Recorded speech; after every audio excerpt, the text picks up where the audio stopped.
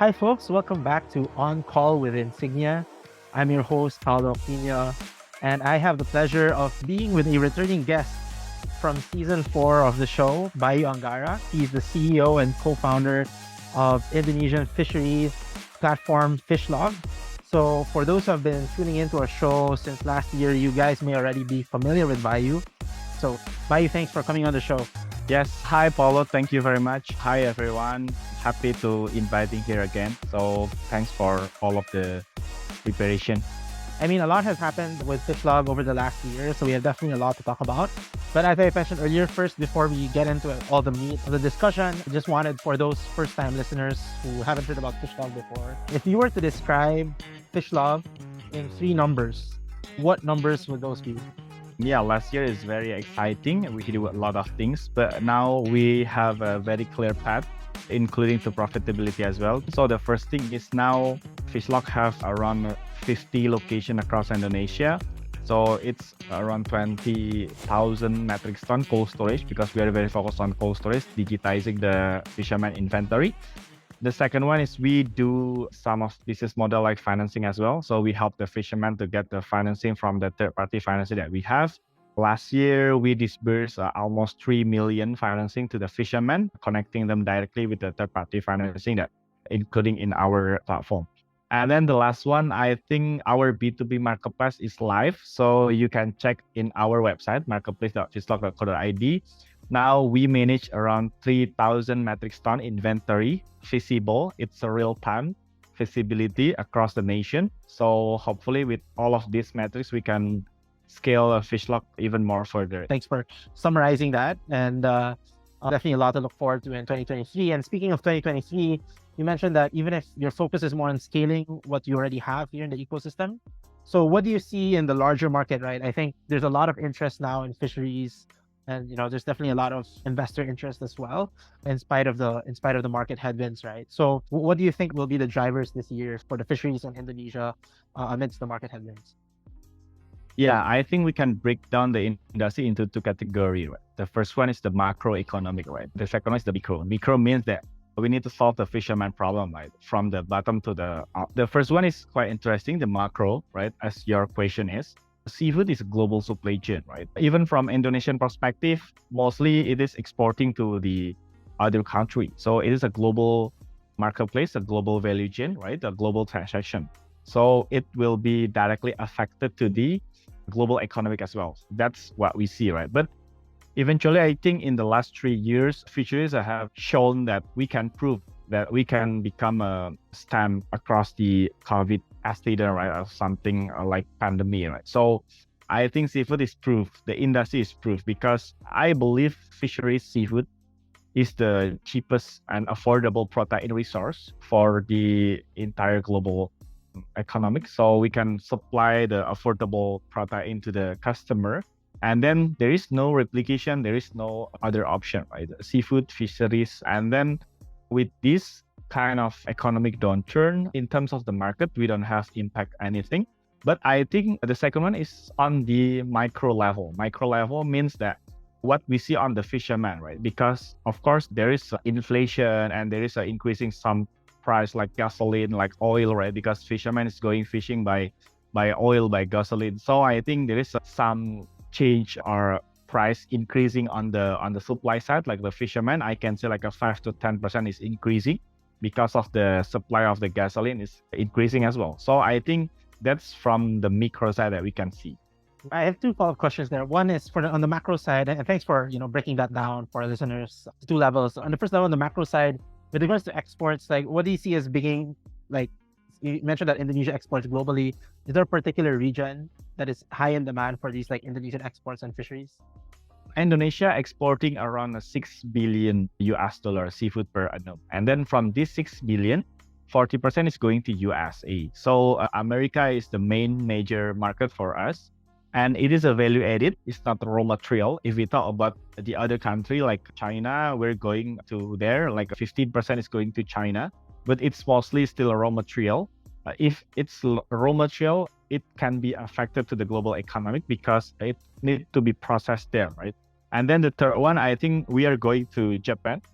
It's like a 12% is to Japan. So all of these three major countries contributing a lot in our market share. But yeah, all of them is very strong in terms of the consumption.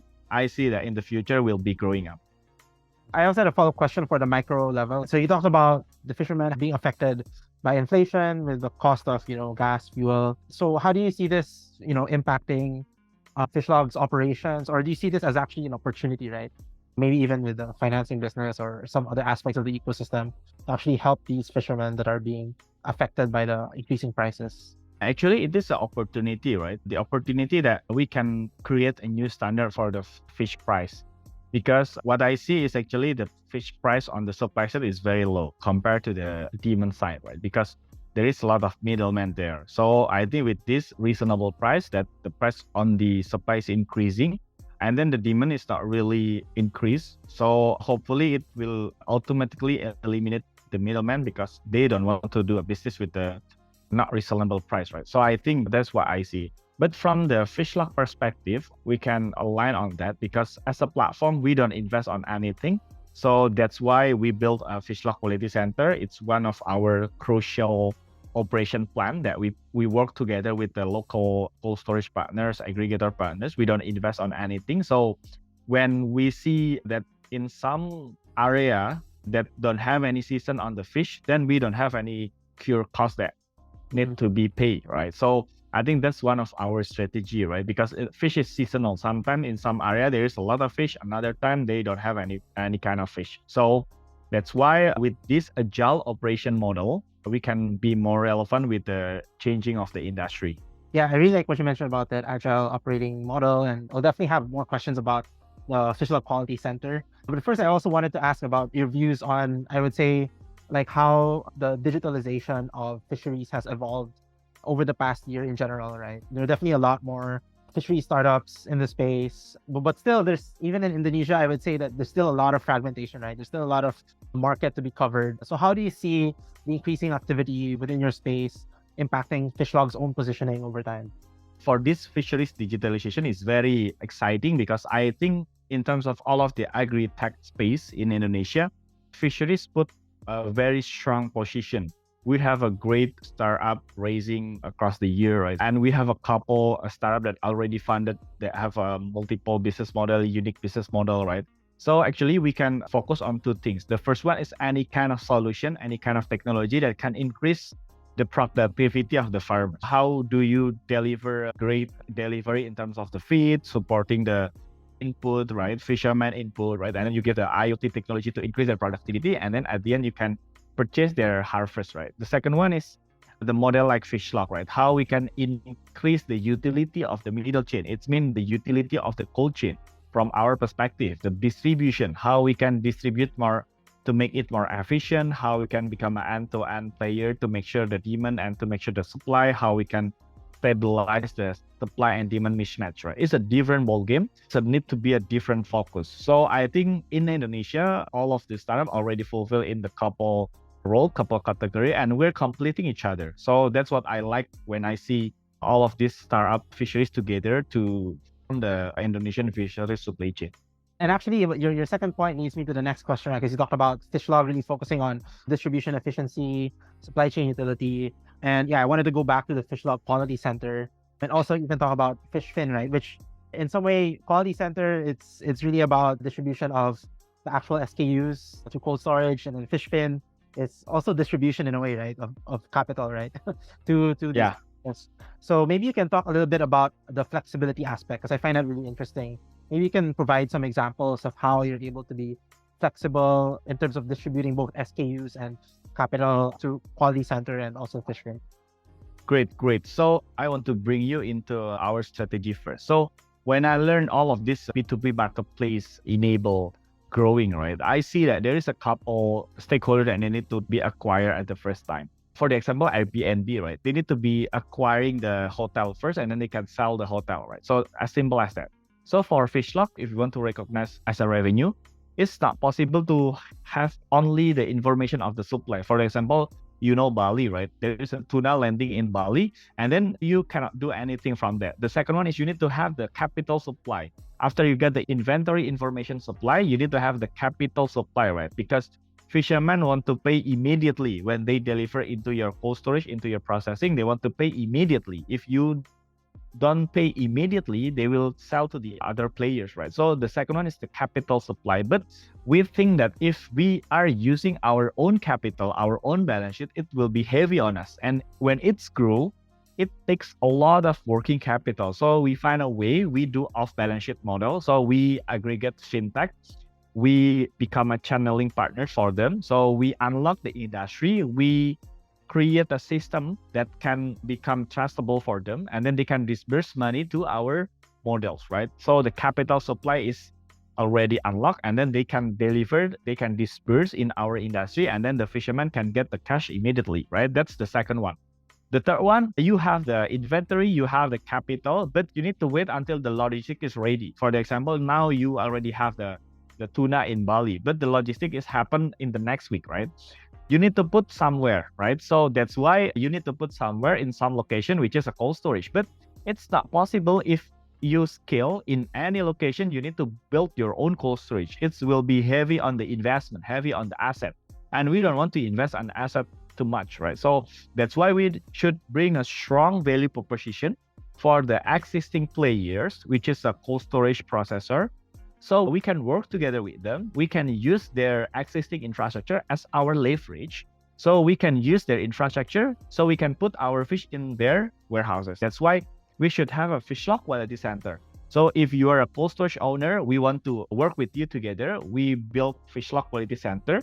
So we can digitize your cold storage. We can standardize your inventory. We can standardize your operation. We can increase your utility of the cold storage. We can listing your product in our marketplace, and then hopefully it can reach to the wider buyer or better buyers. And then we can do financing in terms of your inventory. We can use your inventory as a collateral. So that's the concept of the FishLog, right? So acquiring the supply information, acquiring the capital, acquiring the infrastructure. It actually reminds me of, you just described pretty much the, what do you call it, the e-commerce triangle, right? You need you need the fintech, you need the logistics, right? Which you tie it all together with, you guys have the marketplace, the B2B cold chain marketplace, then you have the quality center, which covers the logistics side, and then you have FishFin, which covers the fintech side. For quality center, just to clarify, so the warehouses that you partner with, also you're able to help them with their income as well, right? Yeah, their problem is quite the same. The first one is they lack of capital, right? They have a lot of order, but the cash flow is very hard. They will get the payment from the buyer after the product is delivered or after the product is already processed, but they need to pay immediately to the fisherman, right? That's the first one, the cash flow problem. The second one is the supply problem. So they have a very limited resource, right? But now in 2 years, we have a 45 to 50 location across Indonesia. So we can give them any kind of alternative that they can source, right? And we have our own QC, quality control across nation. They can rely on us in terms of the sourcing, right? The third one, of course, they want to scale, they want to grow, but they need more buyers, they need more market. So they work with FishLog to unlock the global demand, and then we can help them to scale their business in their own area. So that kind of approach that we do in the upstream operation. I think another interesting aspect of, because of the scale that you guys have, which is nationwide, one thing that you're also able to do, I think, is, and you talked a little bit about this, is the standardization, right? In terms of QC, and even you wrote this article last year about like the naming standards, right? How to name different SKUs and all of that. So maybe you can share a little bit about that with our listeners. Because of the fact that you guys work nationwide and you work with many different sort of partners across the archipelago, you're able to sort of create standards, and that could really help. You can build a great system. You can build a very standard SKU or standard naming for the commodity. But if you are not operating with the standard, it's mean nothing, right? The platform without the operator, it's mean nothing. It brings us into our program, which we call a FishLog Academy, when we want to scale, because it is a nation scale, right? This year, we want to become a global operation. We want to establish our company in the downstream. We want to scale in Southeast Asia as well.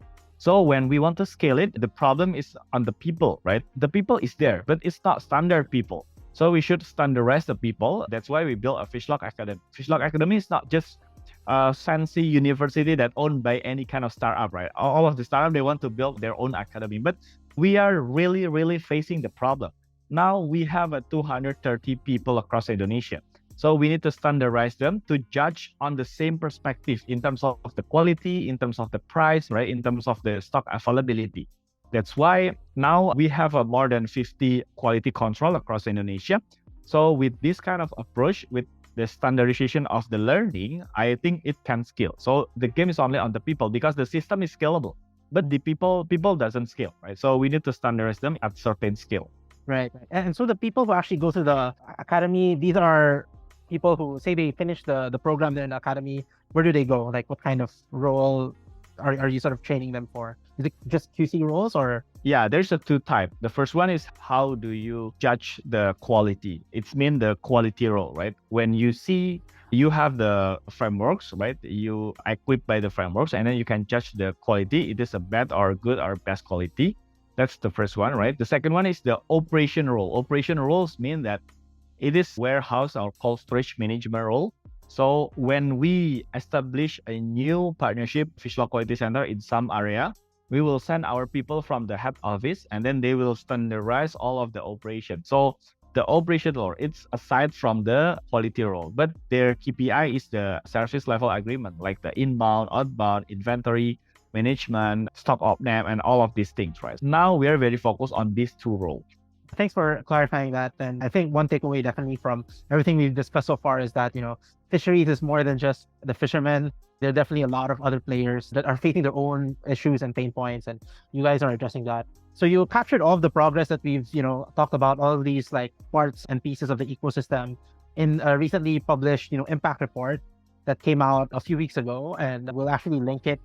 I'm going to cut in a picture here of the report so you guys can see. Yeah. And then I'll also link it in the podcast description if you guys want to check it out. But I'm curious to know why now and what made you decide to do this.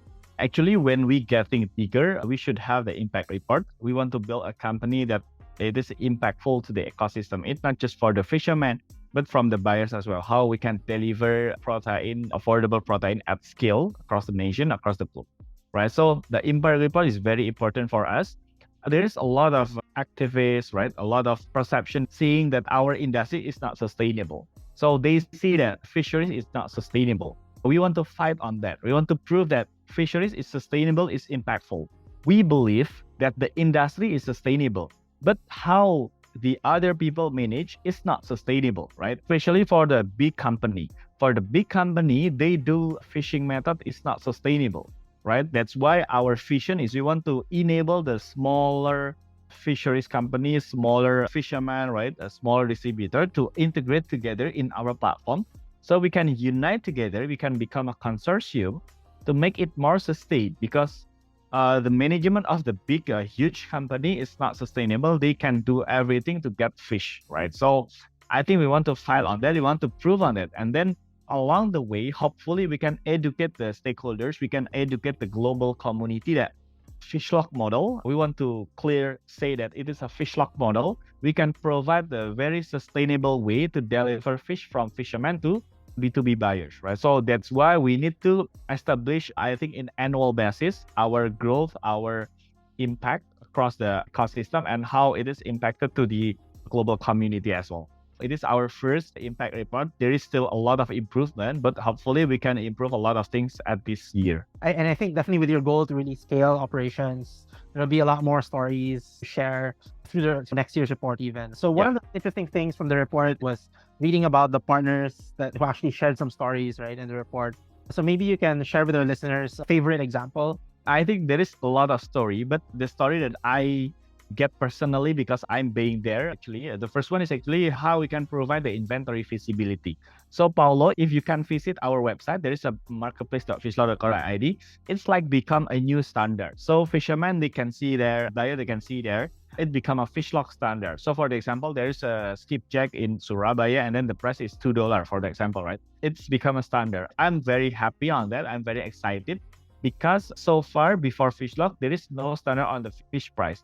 Maybe the government put the standard, but there is not much people seeing that kind of standard and then they have their own price, right? So hopefully as we grow, now we're still very, very small, but as we grow, we want to capture more inventory real time so we can adjust the standard, at least from the price standard and from the quality standard, right?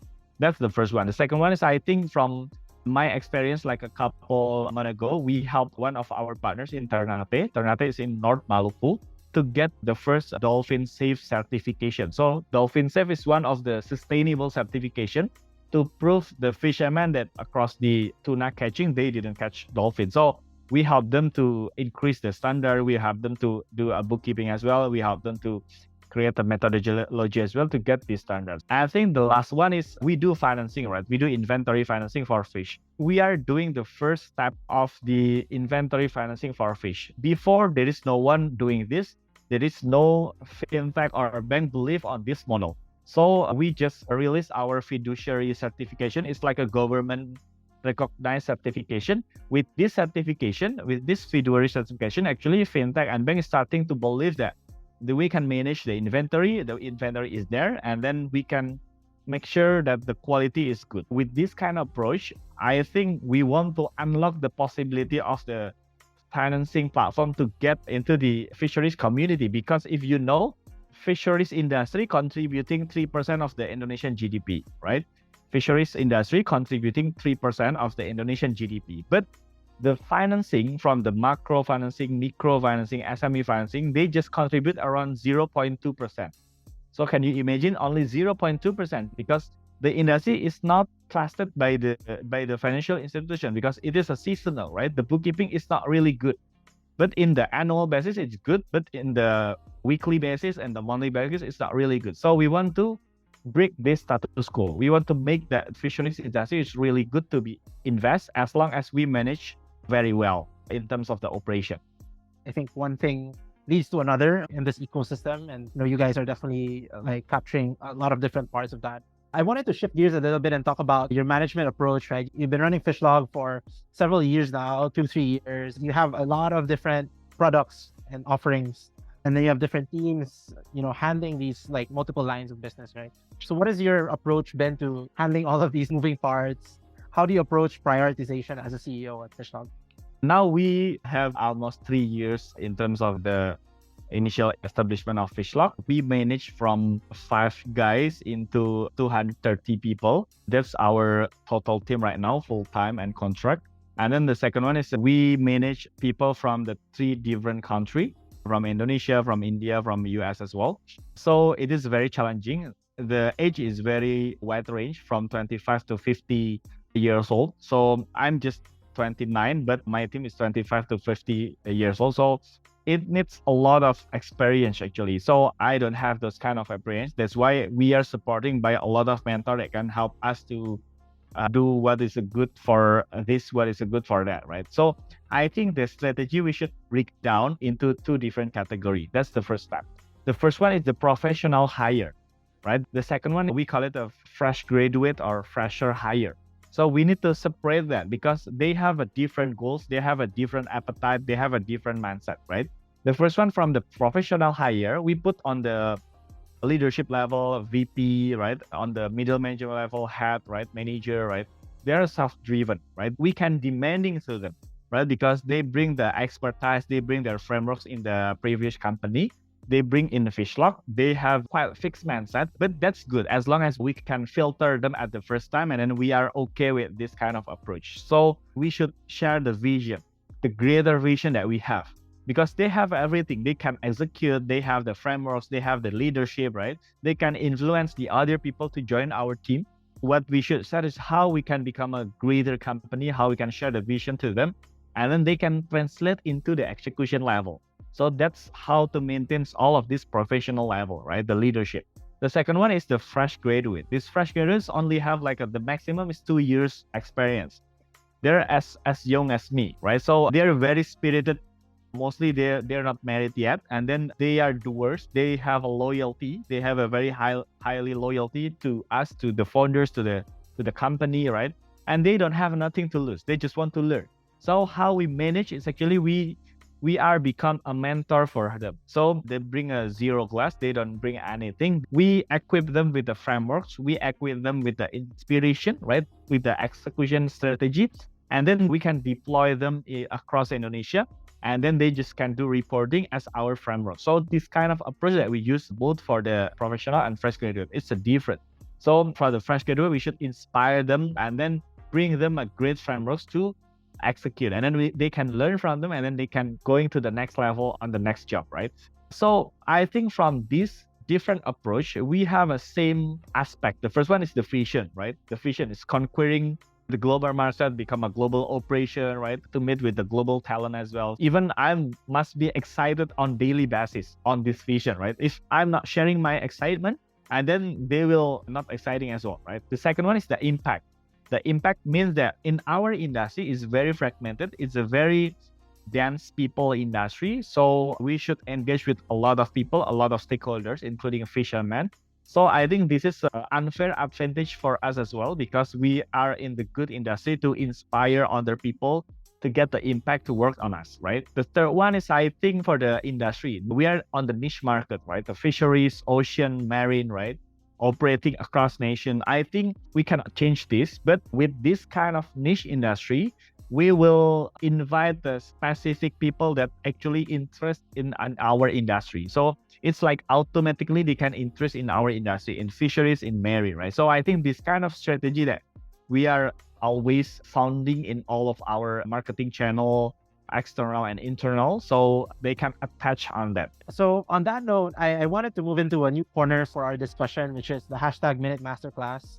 For FishLog specifically, I know you guys work a lot closely with government and institutions as well, because this is very much an industry that, as you said, 3% of Indonesia's economic GDP, and there's also a lot of standardization of that also requires kind of like institutional support. So if you could give like a masterclass about leveraging PPP or public-private partnerships or working with government and national institutions to build a business like FishLog, what would be the key learning that you would want the students of this class to take home? The first one is we should strengthen our mindset that all of the industry that are heavily related on the government, we should talk with them together. We should know their policy as well, because it is very heavy on policy, even in the national policy or in the region policy, right? And then it's a food, right? Food is the most strategic area in Indonesia because we are exporting a lot of food as well, right? Palm oil, coconut, right? Milk, chocolate, and then for fish as well. So I think we should work with them together, right? How we can leverage them, how we can work with them. The first one is we should utilize their data. Of course, a lot of people say that the government data is not really matched, but at least we are starting from the data. So we can leverage their data.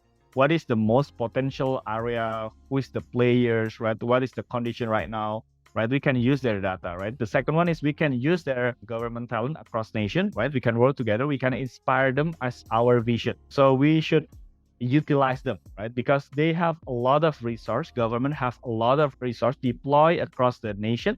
And then we can work together with them to unlock the opportunity in each area, in each region, right? Then for the fish, especially, I think fish is very important, and then it's hard to handle. Government have a lot of standard to adapt as well. So we can use their standard instead of having your own standard, paying $1 million for a consultant to standardize your process. So we can use their existing government standard, or we can use the existing company standards, right? So we can work with them together, and then we can increase our standard. We can establish our standard according to their decade experience, right? So I think that's insight that I can share. The important thing, how we should have a partnership with the government, public-private partnership, right? Yeah. For anybody who's working in industries that are very much, tied to, I guess, like government interests and government activity, like definitely something to take away from this. And thanks, Bayu, for sharing that. And now that leads me into our next corner, which is the rapid fire round. Bayu has done this already before last year, so it's a different set of questions now. The first one is, if you could produce a Netflix series, what would be the title of the show? I think this couple of weeks, I see a lot of entrepreneur series. So I think the title will be like a Founder Spirit. So it's like a documentary, what I can imagine. Documentary that show the entrepreneur, the journey from 0 to 1. Yeah, I think that can inspire me for my child as well. Looking back now, what is a skill, could be a soft skill or a hard skill, that you think you should have learned back in your time as a student, could have been in university or even way earlier? I think the first one is the critical thinking, right? Because it is very important. When we have 200 people, right, everything come to me and then asking everything, right? And then what I should do, because I don't know the problem yet, right? They know the problem, they close with the problem, but they are afraid to decide maybe because they don't have the mental model or it's too big for them, right? But I think this critical thinking, the decision making, the reasoning is very important. So I think you can face any problem you face. I think you should solve, right? And then now in FishLog, we are starting to develop decentralized decision making. So whatever decision is, it is strategic or tactical or something, it must be solved by the team directly, right? And then the second one, I think for the hard skill, I don't know if it's a soft or hard skill, but the second one is the fundraising skill. It is very, very important. So fundraising is not just for asking the money to the investor, but you need to tell the story, right? You need to tell the story, and then the story should be projected into your financial projection, right? It's not just for the story, but you should put on the financial projection, and then you should put on the pitch deck as well, right? Because it should be visualized on the pitch deck. So this kind of multi-skill, but it can be noted as a fundraising skill, how we can make people believe our dream and then put the risk on us and then seeing in the future and us and working together with us is a couple of years. My next question is, if there's something that you can automate in your job just by wishing for it, what aspect of that role would that be? Automation, right? Now we have a chat GPT, right? It's very booming right now. So I think I'm thinking that how we can extract or how we can acquiring a knowledge from our mentors, right? Because for me, I have a lot of mentors. I know their advice. Another time, I didn't know their advice. And all of them is very, very gold. So I think if there are any automation that we can put, that we can automating the note-taking on all of the mentor suggestion, book or podcast, and then it can become an insightful information for me and it's relevant today to our problem right now, I think it will be very, very helpful for me. My next question is, what destination in Indonesia would you recommend for people who are looking to do like fishing tourism, right? I think fishing tourism, is it a big thing in Indonesia? Sustainable fishing tourism is quite a big thing, yeah. But when we talk about the fishing tourism, it should be start from the general tourism first. If you just go to the fishing tourism, mostly it's not supported by the perfect infrastructure. So it's not easy to get there, right? As a tourism, you need to take like a 1 hour or 2 hours travels, right? I can say like North Sulawesi is very good, right? And then Ambon is the Maluku, and then North Maluku is very good as well. That's the tourism that I think I can recommend. Right, so Ambon and Maluku, these are the ones with infrastructure already. Yeah. Ambon, Maluku, and also for Manado. Manado is Pitung. Maybe if you have some people who are listening who are also into fishing, like what's popular in Ambon, for example? What kind of... Ambon is popular for tuna, And then Maluku is also tuna. And then North Sulawesi they are the city of skipjack. The city of skipjack is also part of the tuna. Species, right. Yeah. And then finally, last question, anything, you've read or anything, any resource that you've used recently or podcast or any show or anything that you've taken up recently that you'd like to recommend to our listeners? I'll recommend a book. I read this book a lot 4 times. So the book is a Naval Rafikan book, if you know, Almanac of the Naval Rafikan. So now it's released in a hardcover. So I think it's really good. I read on the digital, I buy a copy as well. And then it's remind me a lot of building the mental model for founders. And it is good for first-time founders, for me, for you if you're first-time founders. But you need to read again and again because sometimes you didn't get the meaning now, but if you read in the next month, then you get the meaning, right? So I think that's why instead of reading a new book every week, every month, better we do a reading a book. Right. Yeah. So I think that's my advice. Interesting. That's an interesting piece of advice, to revisit a book that you already have and see if you understand it differently. On that note, thank you so much, Bayu, for coming back on the show and updating us on how FishLog has definitely grown as an ecosystem. Last year we were just talking about B2B, cold chain marketplace, but now you talk to us about FishLog Quality Center as well, FishChain, FishLog Academy, and the impact report, as well as your outlook on the fisheries industry in Indonesia, which plays a role not just for domestic distribution, but also, the global sort of distribution of food and fish as well. So thanks again, Bayu.